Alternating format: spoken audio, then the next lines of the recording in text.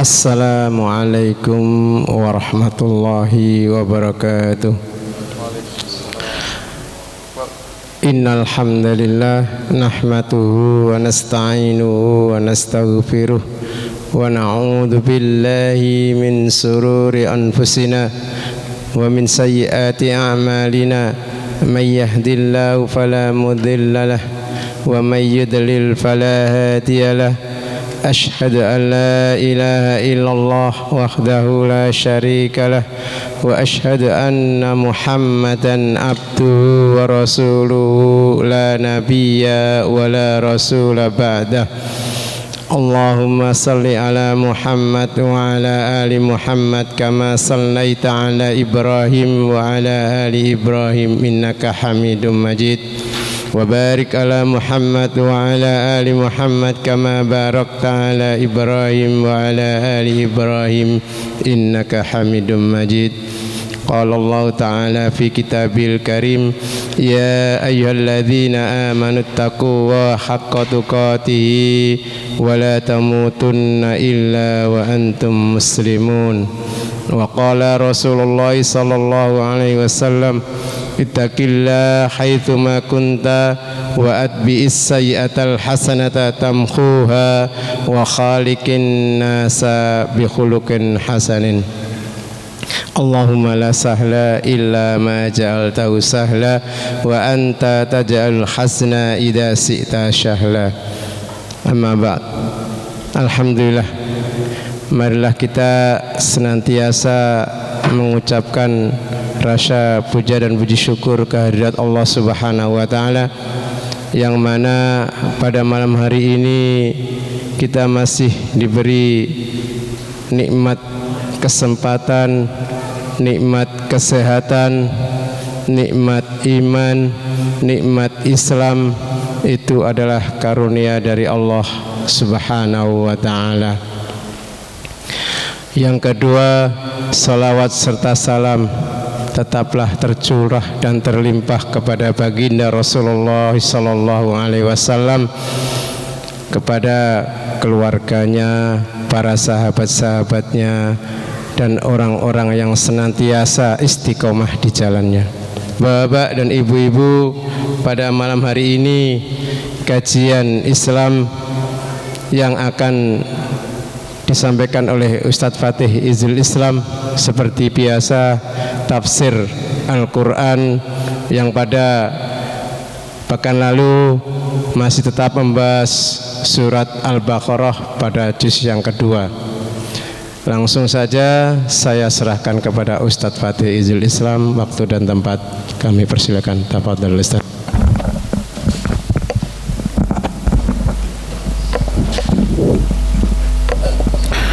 Bismillahirrahmanirrahim. Assalamualaikum warahmatullahi wabarakatuh. Alhamdulillahi rabbil alamin, wabihi nasta'inu ala umuri dunya waddin, wassalatu wassalamu ala ashrafil anbiya'i wal mursalin, Muhammadin wa ala alihi wa ashabihi ajma'in. Allahumma anfa'na bima 'allamtana wa 'allimna ma yanfa'una warzuqna 'ilman yanfa'una. Rabbana zidna 'ilma warzuqna fahma. Allahumma la sahla illa ma ja'altahu sahla wa anta taj'alul hazana idza syi'ta sahla. Rabbi shrah li sadri wa yassir li amri wahlul 'uqdatam min lisani yafqahu qawli. Amma ba'd. Ma'asyiral muslimin wal muslimat, jamaah rahimani wa rahimakumullah. Alhamdulillah, kita bersyukur kepada Allah Subhanahu wa taala pada kesempatan yang mulia, di tempat yang mulia ini kita kembali diperkenankan oleh Allah Subhanahu wa taala untuk bermajlis ilmu, mengkaji ayat-ayat Allah, mentadabburi ayat-ayat Allah Subhanahu wa taala untuk kita amalkan bersama-sama. Wabil khusus dalam kesempatan rutin itu kita mengkaji tentang tadabbur dan tafsirul Quran. mengkaji tentang Al-Quran, di mana Al-Quran ini merupakan salah satu unsur dalam kehidupan kita yang bisa mendekatkan diri kita kepada Allah Subhanahu wa ta'ala.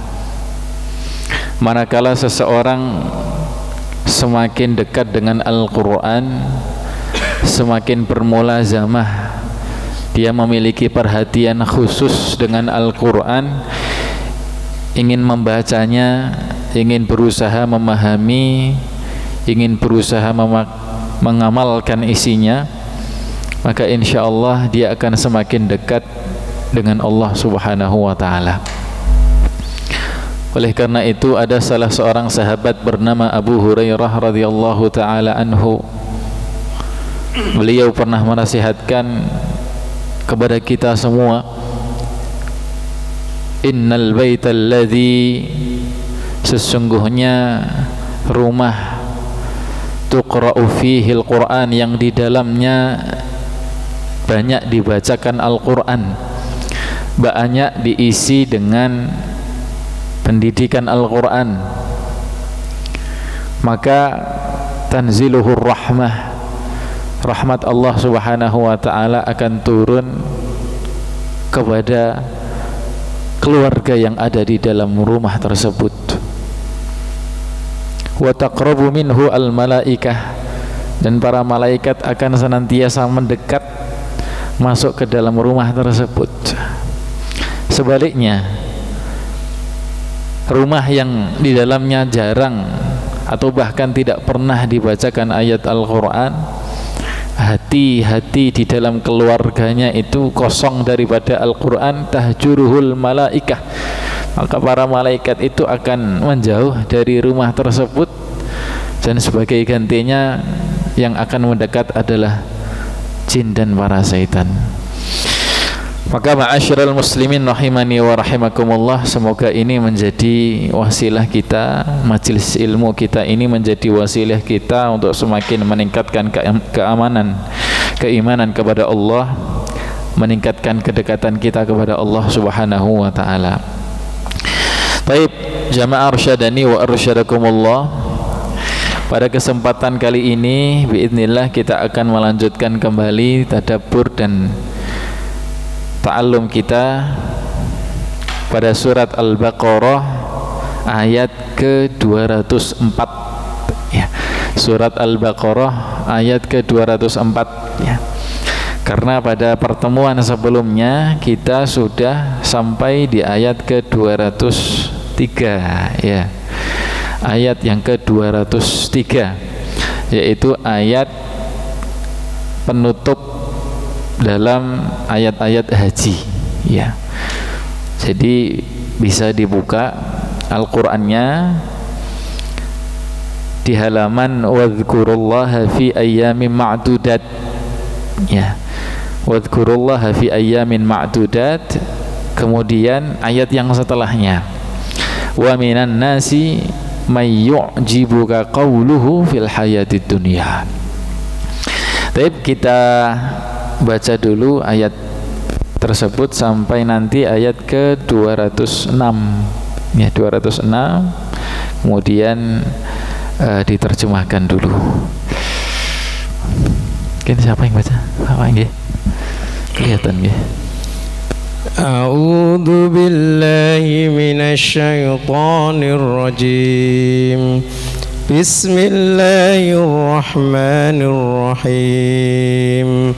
Wa minan nasi man yu'jibu qawluhu fil hayatid dunya wa yushhidu Allah ala ma fi qalbi wa huwa aladul khisam wa idza tawalla sa'a fil ardi liyufsida fiha wa yuhlikal hartha wan nasl wallahu la yuhibbul fasad wa idza qila lahu ittaqillaha akhadathul izzatu bil ithmi wa hasbu jahannam wa la bi'sal mihad. fasad. Cukup. Wa min Cukup.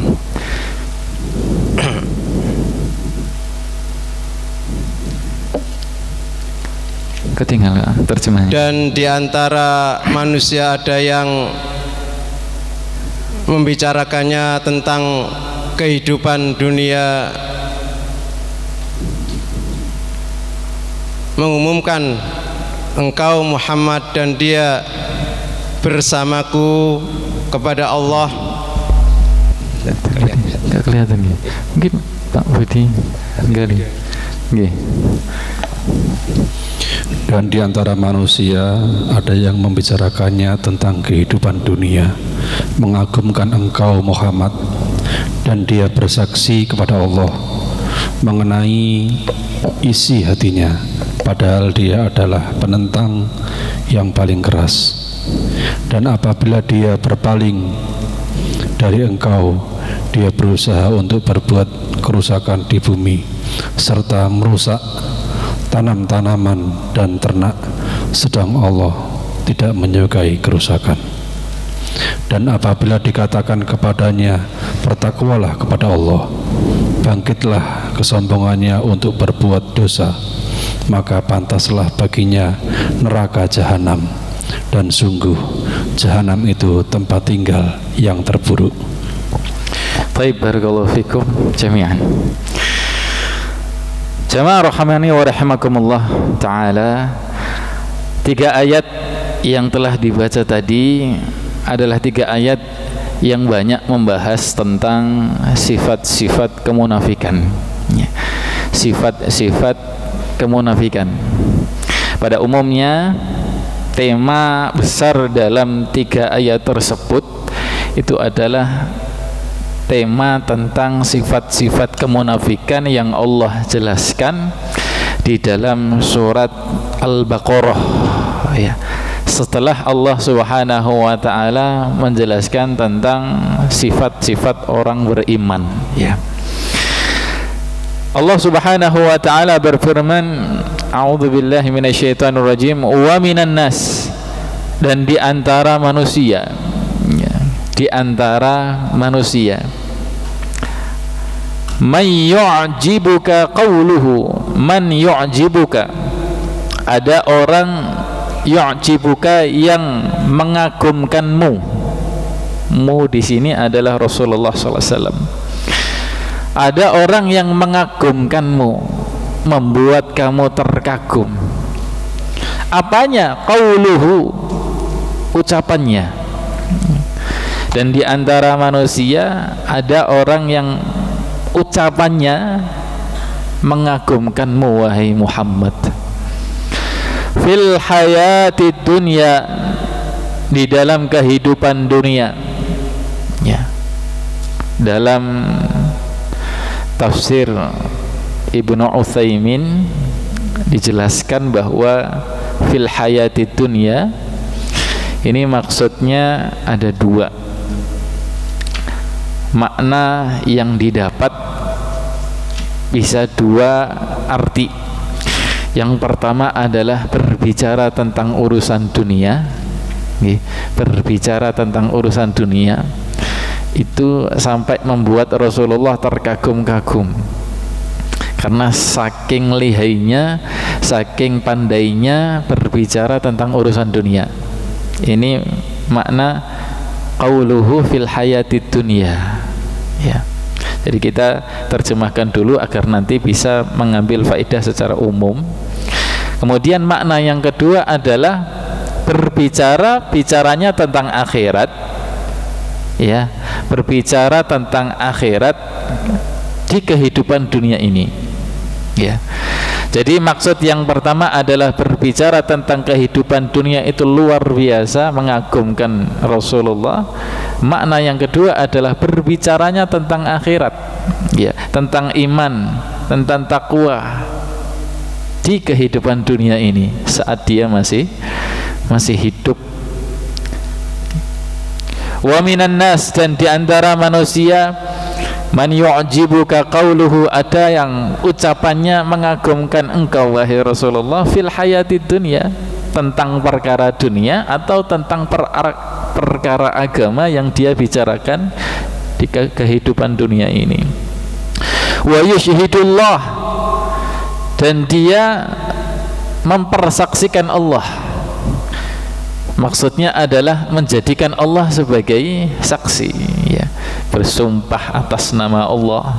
Untuk apa? Ala ma fi qalbihi, atas apa yang ada di dalam hatinya, ya. Atas apa? Atas isi yang ada di dalam hatinya, ya. Dia berani bersumpah bahwasanya hati saya ini sebagaimana ucapan saya, ya. Hati saya ini adalah hati yang jujur sebagaimana perkataan saya. Sumpah kepada Allah. Wa huwa aladul khisam, padahal dia adalah musuh yang paling menentang, ya, musuh yang paling keras. Wa huwa aladul khisam, padahal dia alatu, dari kata lutun itu artinya keras, ya, keras. Al khisam itu musuh atau permusuhan, ya. Jadi dia adalah musuh yang paling keras permusuhannya, ya. Baik. Wa idza tawalla, dan apabila dia berpaling darimu wahai Muhammad, sudah tidak ada lagi di hadapanmu, sa'afil ardi, dia berusaha di muka bumi ini. Berusaha apa? Liyufsida fiha, mengadakan kerusakan di dalamnya, mengadakan kerusakan di muka bumi. Wa yuhlikal harfa, yang akibat dari kerusakan itu yuhlikal harfa, dia juga menghancurkan, merusak tanam-tanaman, al-harfa, tanam-tanaman. Wan nasl, nasl keturunan. Kalau singkat dari tafsirnya ini adalah al-hayawanat, hewan-hewan, ya. Jadi merusak tanaman dan hewan-hewan, ya. An-nasl tafsirannya adalah al-hayawanat, hewan-hewan, ya. Kalau arti aslinya adalah keturunan, ya. Wallahu la yuhibbul fasad, sedangkan Allah Subhanahu wa ta'ala tidak mencintai, tidak menyukai kerusakan. Wa idza qila lahu, dan apabila dikatakan kepadanya, ittaqillah, bertakwalah kepada Allah. Apabila dia diberi nasihat bertakwalah kepada Allah, akhadathul izzah, akhadathu, dari kata akhadha itu asli maknanya mengambil, al-izzah itu keangkuhan, kesombongan. Akhadathul izzah, kesombongan itu menguasainya, ya. Kalau dalam terjemahan Al-Quran, bangkitlah keangkuhannya, bangkitlah kesombongannya, bil itsmi, untuk melakukan dosa, ya, untuk melakukan dosa. Terjemah yang lain, bi itu sababiyah, karena dosa yang dia lakukan, ya. Jadi untuk melakukan dosa bisa, atau karena dosa yang dia lakukan. Apabila dia diberikan nasihat, dikatakan padanya bertakwalah kepada Allah, bangkitlah keangkuhannya karena melakukan dosa, fahasbuhu jahannam, maka cukuplah baginya jahannam, neraka jahannam. Wala bi'sal mihad, wala bi'sa, dan sungguh seburuk-buruk al-mihad, neraka jahannam itu adalah seburuk-buruk tempat kembali, ya. Taib jamaah arsyadani wa arsyadakumullah, ya. Sekilas terjemahan yang sudah kita bacakan dan beberapa makna tafsir, kita bisa mengetahui bahwa ayat-ayat ini menjelaskan tentang perilaku atau ciri-ciri orang-orang munafik, ya. Selain daripada sifat-sifat munafik yang sudah Allah sebutkan di awal-awal surat Al-Baqarah, atau di dalam hadis Rasulullah sallallahu alaihi wasallam, ternyata sifat-sifat munafik itu juga lebih luas, ya. Makanya dengan mengkaji ayat-ayat ini kita harapkan nanti, ya, yang paling pertama kita renungi adalah diri kita sendiri terlebih dahulu, ya. Jangan sampai nanti kita ini terjerumus ke dalam sifat-sifat munafik yang Allah Subhanahu wa taala sebutkan. Jadi tujuan kita untuk mempelajari ayat ini yang paling pertama adalah kita tadabbur, kita evaluasi diri dulu, ya. Bukan menentukan siapa orang munafik sebagaimana yang ada di ayat ini, bukan, ya. Tapi apakah ada sifat-sifat ini di dalam diri kita, ya. Nah, Allah Subhanahu wa taala menjelaskan sifat orang-orang munafik setelah adanya ayat-ayat tentang haji, ya. Apa korelasinya, apa hubungannya, kan gitu, ya. Kalau kita membahas selalu ada hubungannya, ya. Terutama kalau di awal ayat ini disebutkan ada wawu, yang mana wawu itu merupakan huruf, ya, istinaf atau melanjutkan daripada sebelumnya, ya. Nah, di dalam tafsir Al-Utsaimin disebutkan bahwa korelasinya adalah ayat-ayat yang sebelumnya itu Allah Subhanahu wa taala menjelaskan tentang sifat orang-orang beriman, ya. Coba kita lihat ayat yang sebelumnya, wa minhum man yaqulu rabbana atina fid dunya hasanah wa fil akhirati hasanah wa qina adzabannar. Pada ayat ke-201, ya, Allah menjelaskan tentang orang-orang beriman, ya, di antara jamaah-jamaah haji yang wukuf di Arafah itu, mereka senantiasa orang beriman itu berdoa meminta akhirat, ya, meminta akhirat terlebih dahulu, kemudian meminta dunia. Allah jelaskan tuh orang-orang beriman. Sebelumnya lagi Allah juga jelaskan tentang orang-orang kafir, yang mana ketika mereka melaksanakan haji, mereka berdoa, ya, faminan nas may yaqulu rabbana atina fid dunya wa ma lahu fil akhirati min khalaq. Ayat ke-200, ya. Faminan nas may yaqulu rabbana atina fid dunya wa ma lahu fil akhirati min khalaq. Dan di antara manusia itu ada orang, ya, ada yang doanya adalah rabbana atina fid dunya, ya Allah berikanlah kami dunia, wa ma lahu fil akhirati min khalaq, sementara ia tidak punya jatah sekalipun di akhirat, karena yang dia inginkan hanya dunia. Yang ayat itu menyindir orang-orang jahiliyah, musyrik jahiliyah, yang mereka selalu berbicara dunia ketika melaksanakan haji di masa jahiliyahnya dulu, ya. Allah sebutkan orang kafir, Allah sebutkan orang mukmin, tinggal di sini selanjutnya Allah sebutkan orang munafik, ya. Nah, ini hubungannya, ya, hubungannya. Nah, maka ma'asyiral muslimin rahimani wa rahimakumullah, diharapkan dengan itu kita bisa memilah dan memilih mana yang benar dan mana yang hak, ya. Kita mendekatkan diri kepada yang hak dan menjauhi apa yang salah, apa yang batil, ya. Kalau boleh dikatakan, kalau boleh dikategorikan, ya, manusia ini kan kalau masalah isi hati itu kan terbagi menjadi 4, ya. Ada namanya orang mukmin, ya. Orang mukmin itu ucapan dan hatinya betul-betul sepakat, sama, ya. Dia mengucapkan A, ya hatinya yo A, gitu. Ada orang kafir, ya, yang mana isi ucapannya dan apa yang ada di dalam hatinya juga sama-sama sepakat, sama-sama sesuai, tapi di dalam kebatilan, ya.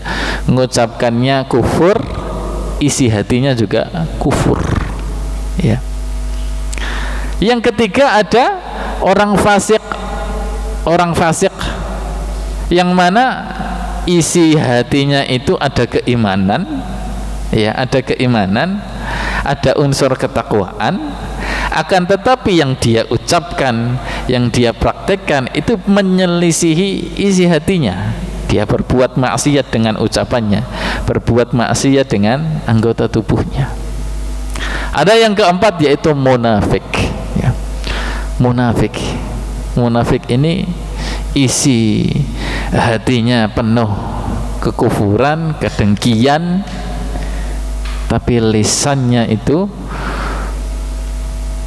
berpura-pura iman, ya, berpura-pura baik, ya. Nah, ini yang akan Allah jelaskan. Makanya di sini Allah berfirman, Allah Ta'ala berfirman, wa minan nasi man yu'jibuka, dan di antara manusia dari sekian ada yang jenis mukmin, kafir, fasik, itu ada yang munafik. Man yu'jibuka, ada orang yang membuatmu kagum wahai Muhammad, qauluhu, ucapannya itu membuatmu kagum, ya, fil hayati dunya, tentang kehidupan dunia atau tentang urusan akhirat di dalam kehidupan dunia ini. Kalau dilihat dalam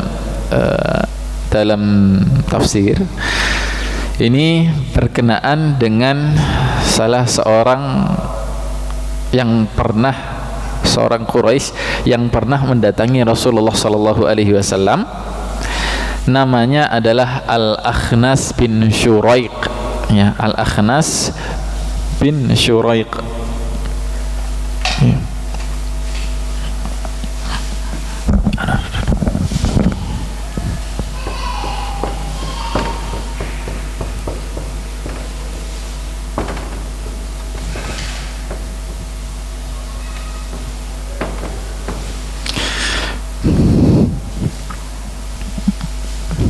Ya. Ayat ini turun berkenaan dengan salah seorang Quraisy, ya, yang dia ini berpura-pura masuk Islam, namanya Al-Akhnas bin Syuraiq. Al-Akhnas bin Syuraiq. Al-Akhnas bin Syuraiq ini pernah mendatangi Rasulullah sallallahu alaihi wasallam usai perang Badar. Ya, usai perang Badar. Konon dalam satu riwayat dia ini mengaku berpartisipasi, ya, untuk mengembalikan sebagian pasukan kafir, ya, jadi menghasut sebagian pasukan kafir untuk kembali supaya tidak memerangi kaum muslimin, ya, supaya tidak memerangi kaum muslimin. Akhirnya Al-Akhnas bin Syuraiq ini kemudian mendatangi Rasulullah sallallahu alaihi wasallam, kemudian berbicara dengan pembicaraan yang membuat Rasulullah kagum, ya. Tapi dalam riwayat itu jelaskan dia berbicara keimanan, ya. Wahai Rasulullah, saya beriman, saya sudah masuk Islam, saya berjasa gini-gini, saya akan komitmen dengan Islam saya, ya. Dia mendatangi Rasulullah mengaku Muslim, pokoknya membuat Rasulullah kagum, ya. Tapi setelah itu kemudian Al-Akhnas bin Syuraiq ini balik pulang, tiba-tiba ketemu dengan sebagian kaum muslimin dan sebagian kawanan keledai, ya, atau hewan yang dimiliki oleh kaum muslimin, ya. Setelah itu kemudian dia membunuh, ya, sebagian kaum muslimin itu dan juga menyembelih hewan-hewan ternak mereka, ya. Dan setelah itu turunlah ayat ini, ya. Nah, maka dari itu Allah Subhanahu wa taala berfirman, wa minan nasi may yu'jibuka qauluhu fil hayatid dunya. Ada di antara manusia ini yang modelnya ucapannya luar biasa, ya, mengagumkanmu tentang kehidupan dunia, wa yusyhidullah, dan dia menjadikan Allah sebagai saksi, bersumpah atas nama Allah ala ma fi qalbihi, atas apa yang ada di dalam hatinya. Kalau dia jujur, ya, dia menjadikan Allah sebagai saksi, sama seperti dalam surat Al-Munafiqun, ya, idza ja'akal munafiquna qalu nashhadu innaka la rasulullah. Kalau datang orang-orang munafik kepadamu wahai Muhammad, mereka pasti akan mengatakan, kami bersaksi wahai Rasulullah, engkau itu Rasulullah, kami bersaksi. Ya, seolah-olah di sini kalau kita perhatikan itu mereka minta validasi, ya, minta validasi, minta supaya diakui, ya, menunjukkan, kalau ingin menunjukkan kalau mereka beriman, minta validasi. Oh, ini aku beriman, ayo akui ini aku beriman, menunjukkan ini aslinya. Ya, minta validasi dalam hal kebaikan, monggo. Tapi kalau isi hatinya ini adalah kedengkian, inilah, ya, yang madharatnya luar biasa, ya.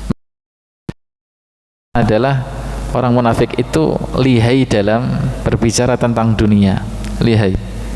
Yang kedua, setelah berbicara tentang dunia dalam urusan akhirat, dia selalu ingin pencitraan, selalu ingin validasi, ya, selalu ingin diakui. Nggak terima kalau dia diketahui Allah sendiri, itu nggak terima, pengen diketahui oleh manusia. Ya, ingin validasi manusia sampai Allah dijadikan saksi di atasnya di hadapan manusia. Makanya ya betul ya apa yang disabdakan oleh Rasulullah, sifat orang munafik itu kalau sholat, ya, sholat, afqalu sholati alal munafiqin al-atamatu wal isya, sholat yang paling berat dilakukan oleh orang munafik itu adalah subuh dan isya. Kenapa? Karena kalau subuh zaman Nabi itu masih gelap, ya, masih gelap. Kalau gelap berarti orang nggak bisa lihat. Kalau orang nggak bisa lihat, malas lah ke masjid, ya, nggak usah lah ke masjid, nggak dilihat orang, gitu. Begitu pula dengan isya. Isya kenapa kok malas? Karena mereka sudah lelah, ya, nggak ada dorongan untuk sholat isya, lelah, ya. Sementara kalau maghrib, kalau sholat-sholat yang lain itu ada motivasinya, dilihat oleh orang, yura'unan nas, mereka itu ingin dilihat oleh orang lain, ya. Nah, kembali lagi jamaah sekalian, tidak kita kemudian meneliti ini siapa yang seperti ini, tapi coba ya kita renungi diri kita sendiri dulu, ya. Ayat ini memang turun berkenaan dengan Al-Akhnas bin Syuraik, tapi faedahnya adalah harus dipahami, ditadaburi oleh seluruh kaum muslimin, bahkan orang-orang kafir, ya. Akankah ada di dalam diri kita, apakah ada di dalam diri kita semacam ini, ingin dilihat orang lain, ya, dalam masalah kebaikan atau dalam masalah ukhrawi, ya. Ya, kita kembali lagi, wa huwa alatul khisam. Nah, ini ya, wa huwa alatul khisam, sifat munafik yang ketiga, wa huwa alatul khisam, padahal dia adalah musuh yang paling keras permusuhannya, ya. Jadi sifat munafik yang ketiga adalah memiliki kedengkian, permusuhan yang luar biasa kepada kaum muslimin, ya, wa huwa alatul khisam. Jamaah arsyadani wa arsyadakumullah, ada banyak kisah tentang orang-orang munafik. Yang paling banyak adalah di zaman Rasulullah sallallahu alaihi wasallam, ya. Bagaimana kita melihat Abdullah bin Ubay bin Salul, ya, ketika perang Uhud, bagaimana dia ini menghasut 600 kaum muslimin, ya, sebelum mereka berangkat perang Uhud, menakut-nakuti mereka, jangan kamu berangkat ke sana. Untuk apa? Pasukan orang-orang kafir itu 3.000, sementara kalian hanya 1.300. Lantas bagaimana kalian mau menghadapi mereka? ya, satu persatu ya, dihasut oleh orang-orang munafik ini. Alatul khisam, punya kedengkian yang luar biasa. Belum lagi di zaman Ali bin Abi Thalib, bagaimana orang-orang munafik ini memecah belah para sahabat ya, kaum muslimin di zamannya Ali bin Abi Thalib dipecah, nanti sampai terjadi pertumpahan darah. Itu semua gara-gara orang-orang munafik ya. Maka kerusakan yang diakibatkan orang-orang munafik ini luar biasa ya. Baik, kita lanjutkan dulu. Wa idza tawalla, dan apabila ia berpaling, sa'a fil ardi, dia akan berusaha. Sa'a, berusaha, bukan hanya melakukan tapi usaha. Fil ardi, di muka bumi ini, liyufsida fiha, untuk membuat kerusakan. Ini sifat munafik yang keempat ya.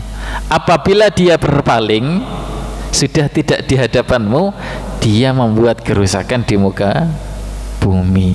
Dan benar kisahnya Al-Akhnas bin Syuraik tadi, ketika sudah beranjak dari Madinah, dia kemudian membunuhi orang-orang muslim, merusak tanaman-tanaman mereka, membunuhi hewan-hewannya kaum muslimin, hewan ternaknya kaum muslimin ya. Makanya ayat ini mengecam keras hal-hal semacam itu. Sifat orang munafik yang satu ini memang benar-benar merusak.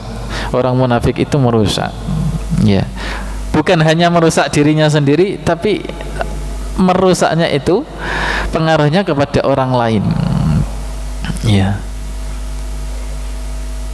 Kalau kita lihat dalam surat Al-Baqarah awal-awal itu kan Allah Subhanahu wa taala sudah peringatkan benar. Wa idza qila lahum la tufsidu fil ardi qalu innama nahnu muslihun. Kalau dikatakan kepada mereka, jangan kalian rusak di muka bumi ini, jangan kalian rusak, mereka mengatakan innama nahnu muslihun. Ya, kami ini orang-orang yang suka membuat kebaikan. Ya, satu sifat mereka merusak. Yang kedua ya, yang kedua, kalau kita ambil faedah dari ayat ini, mereka itu berpura-pura baik di hadapan kaum muslimin, tapi penuh kedengkian di balik itu ya. Jadi bermuka dua, berwajah dua ya, punya dua muka. Maka na'udzubillah, salah satu diantaranya ya, orang yang seperti ini itu nanti gampang melakukan adu domba. Jadi sifat selanjutnya nanti yang akan timbul adalah adu domba ya, karena bermuka dua ya, ngomong kepada si A demikian, ngomong kepada si B demikian ya. Dibilangnya, kenapa kok ngomong gitu? Saya ingin kebaikan kok, saya ingin kebaikan ya, merusak padahal ya, adu domba ya.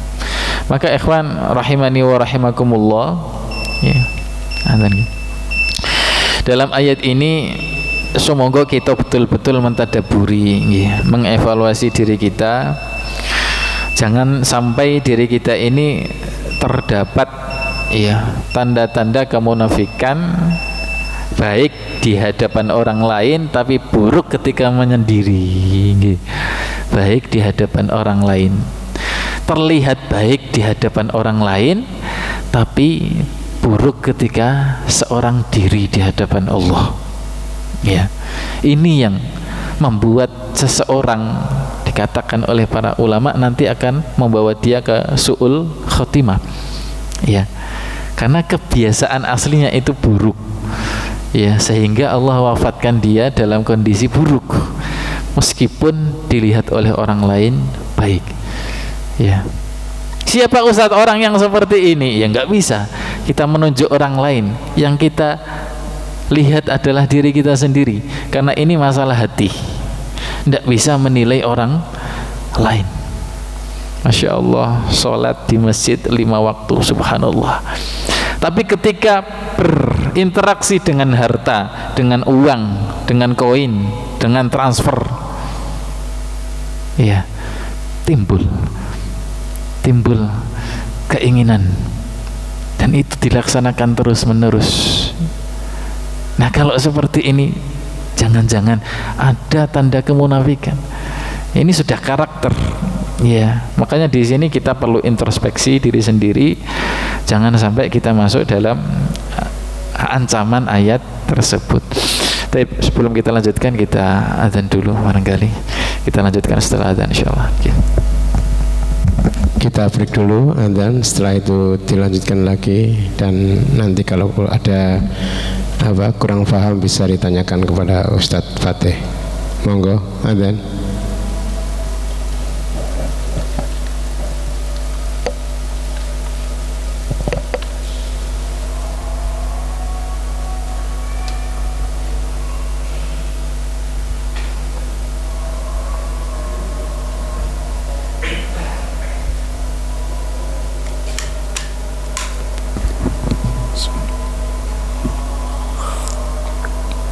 Allahu Akbar,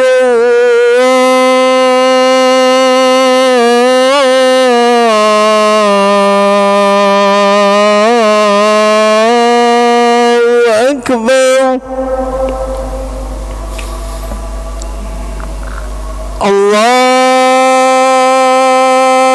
Akbar.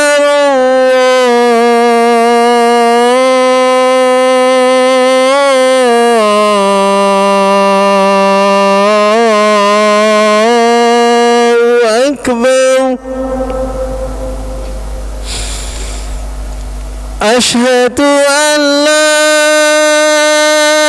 ilaha illallah.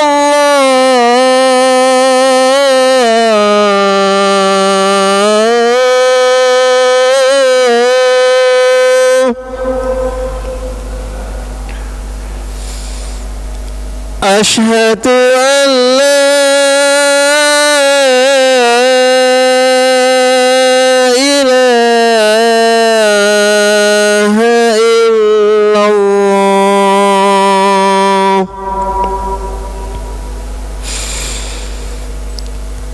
Asyhadu anna Muhammadar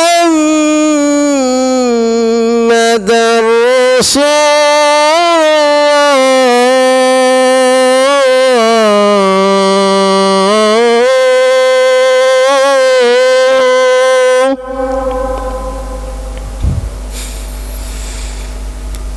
Asyhadu anna Muhammadar Rasulullah.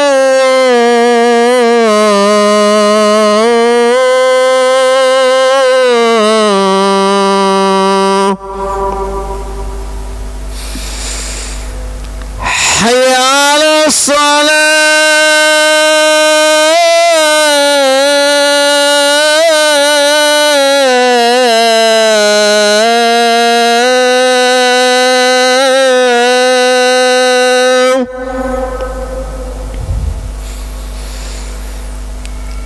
Hayya 'alas salah.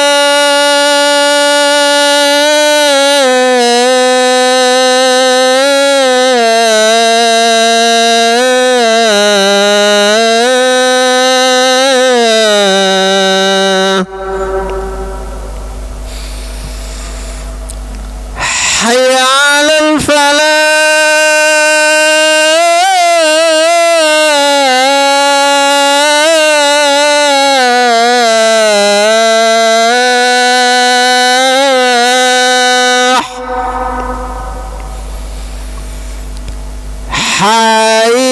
Hayya 'alal falah.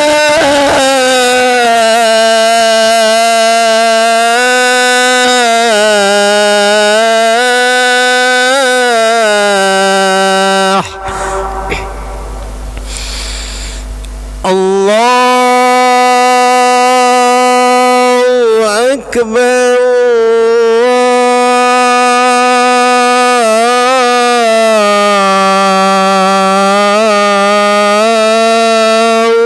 Akbar. La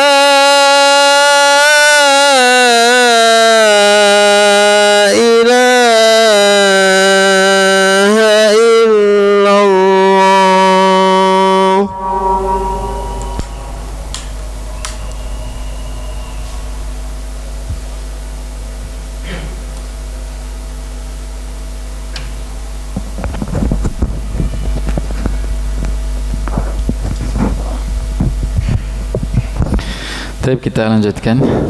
Bismillah. Wa idza tawalla sa'a fil ardi liyufsida fiha, dan apabila dia berpaling darimu, dia berupaya membuat kerusakan di bumi.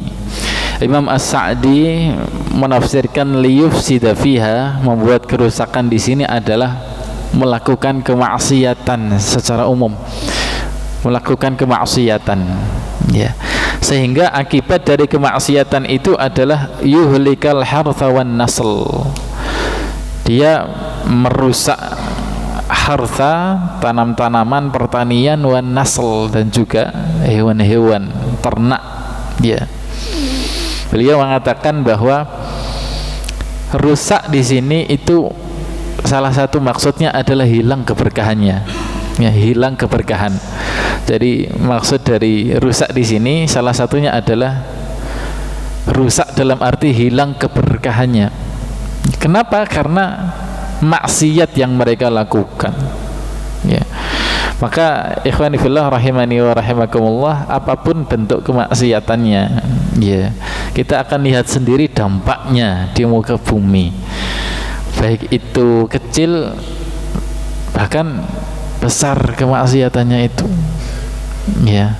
Jangankan besar, orang kecil jika dilakukan oleh banyak orang itu akan menimbulkan dampak yang luar biasa, ya. Adanya perzinahan, adanya yang lain-lain, ya, adanya kezaliman di sana sini, ya, itu berdampak kepada rusaknya muka bumi ini, apa yang ada di muka bumi. Wallahu la yuhibbul fasad, padahal Allah Subhanahu wa ta'ala la yuhibbul fasad, tidaklah menyukai kerusakan, ya. Kenapa disebutkan pertanian dan tanam-tanaman sekaligus hewan-hewan, kok bukan yang lain gitu, ya?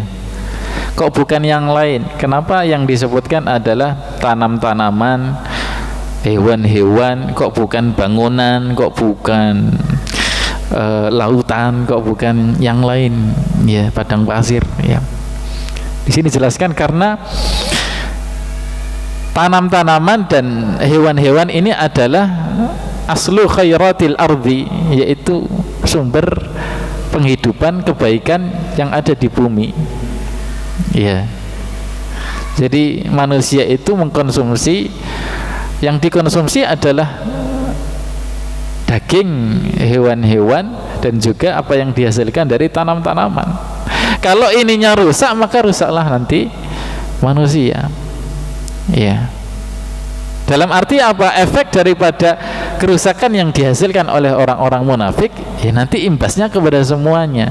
Makanya betul-betul bahaya, ya. Ini yang perlu kita catat baik-baik, ya. Fa innaha khairatul ardi, karena pertanian dan tanam-tanaman, ya, tanam-tanaman, tumbuh-tumbuhan dan juga hewan-hewan ini adalah kebaikan-kebaikan yang ada di bumi. Kalau itu dilestarikan, ada barokahnya, maka kehidupan manusia ini akan berjalan dengan baik. Taib, ayat yang terakhir, wa idza qila lahu, dan apabila dikatakan kepadanya ittaqillah, bertakwalah kepada Allah.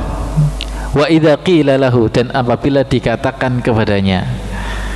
Coba kita perhatikan, Syekh Utsaimin beliau mengambil faidah, ya, kita perhatikan, qila, dikatakan, itu tidak disebutkan pelakunya, siapa yang mengatakan, enggak, yeah.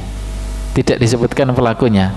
Pokoknya apabila dikatakan, berarti yang mengatakan itu bebas siapa saja, ya, bebas, mau orang kecil, mau orang sedang berilmu atau enggak berilmu. Kalau ada orang yang mengatakan kepadanya, entah itu siapa saja, ittaqillah, bertakwalah kepada Allah, yang itu adalah nasihat. Apa yang orang munafik katakan? Apa yang orang munafik lakukan? Akhadatuhul izzatu bil itsm, timbullah kecongkakannya, ya. Ini sifat munafik, sifat orang munafik yang berikutnya. Kalau dinasihati tidak mau, ya, tidak mau menerima nasihat kebaikan, Ya, dari siapapun itu. Ya. Makanya dari sini kita bisa mengevaluasi dalam diri kita masing-masing. Jangan sampai ada di dalam hati kita ini unsur kesombongan, al-izzah, keangkuhan. Oh, aku ini orang sudah baik, niatnya baik, kok malah dinasihati begini-begini. Ittaqillah. Oh, itu bukan ustadz. Oh, itu orang biasa nggak berilmu kok ya menasihati saya. Jangan sampai timbul perasaan ini. Kalau kita menerima nasihat dan itu kebaikan, ya terimalah nasihat itu. Ya, ada peribahasa ungzur maqala wala tandur man qala, kan gitu. Meskipun ada tempatnya sendiri-sendiri, lihatlah apa yang dia ucapkan, bukan lihat siapa yang mengucapkan. Meskipun ini ya kondisinya masing-masing. Saya lebih suka peribahasa, kalau itu telur meskipun keluar dari dubur ayam, ambillah. Ya, kalau itu telur meskipun keluar dari dubur seekor ayam, ambillah. Wong itu telur. Ya. Nah, sama. Ya, sama. Kita hendaknya dalam memiliki hati kita ini ghirah kebaikan, ini nasihat yang baik. Alal aqal minimal kita hayati, kita tanamkan saya ingin baik. Ya. Nah, ini akhadatul izzat.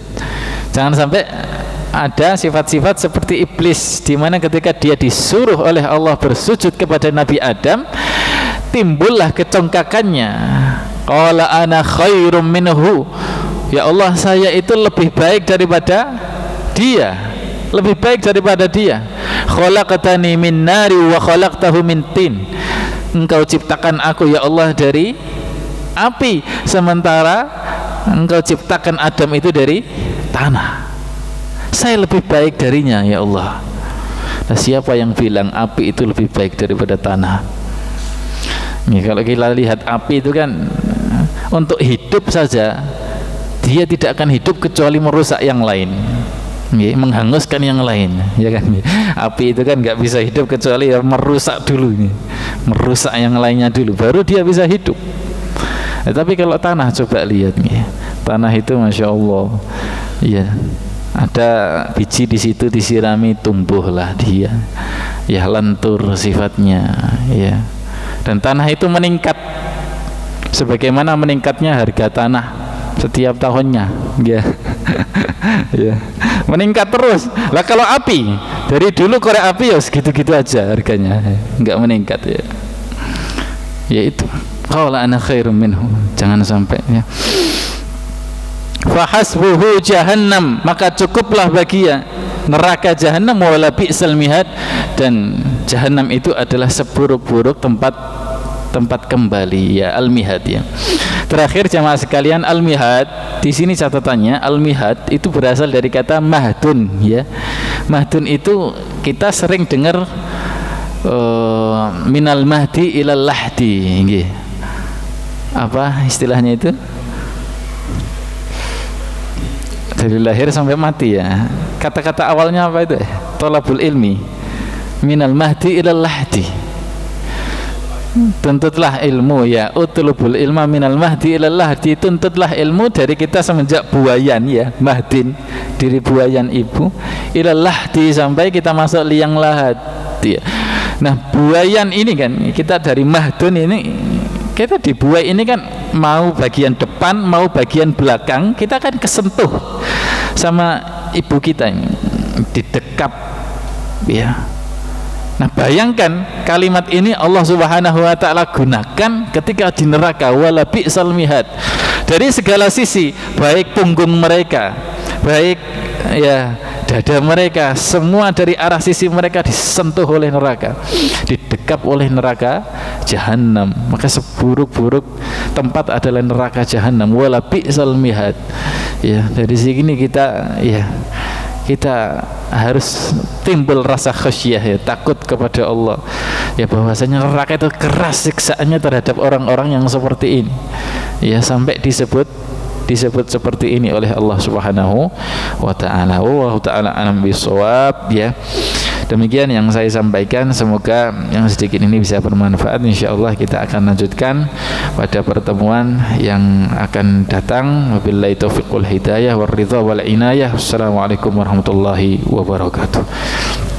Ya, tadi sudah dijelaskan begitu dalam dari surat Al-Baqarah ayat 204 sampai 206 bagaimana karakter orang-orang munafik. Monggo bapak-bapak yang mau bertanya. Oh iya, monggo Pak Khair.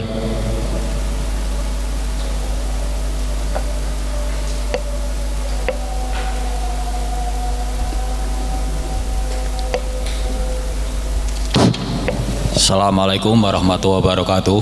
Waalaikumsalam warahmatullahi wabarakatuh. Ini bab masalah munafik. Suatu contoh misalnya ini kebanyakan yang saya ketahui, ya mungkin semua sudah tahu. Banyak di kalangan umat Islam yang mengerti tentang syariat Islam, mengerti hukum-hukum Islam, bahkan aktif dalam mempelajari ilmu agama. Nah, dia ini sudah tahu bahwa mencuri itu haram, berzina itu haram, ngerasani orang itu juga berdosa. Tapi kebanyakan dia ini sudah mengerti, tapi kok dilanggar. Nah, ketika dia melanggar ini, apakah dia ini orang model seperti ini bisa dikatakan orang munafik atau tetap dia disebut orang Islam? Sekian, assalamualaikum warahmatullahi wabarakatuh. Waalaikumsalam warahmatullahi wabarakatuh. Ya, kita langsung jawab. Orang yang melakukan kemaksiatan, ya, dan itu karena terdorong hawa nafsu, sementara di dalam hatinya itu masih ada keimanan, maka dia tetap orang muslimun, mukminun, tapi dia fasikun bikabiratihi. Dia orang beriman tapi dia fasik dengan kemaksiatannya. Jadi yang disebutkan tadi itu lebih mengarah kepada fasik. Fasik. Kalau kita nilai secara zahir, melakukan dosa-dosa besar, kita kan nggak bisa menilai isi hati. Kita nilai secara zahir, dia melakukan dosa sekian banyak tapi dia masih sholat, dia fasik. Fasik dalam arti ya memang terdorong hawa nafsu gitu. Apakah dia munafik? Tidak bisa kita katakan munafik, karena kita tidak bisa menilai isi hatinya. Tapi manakala kita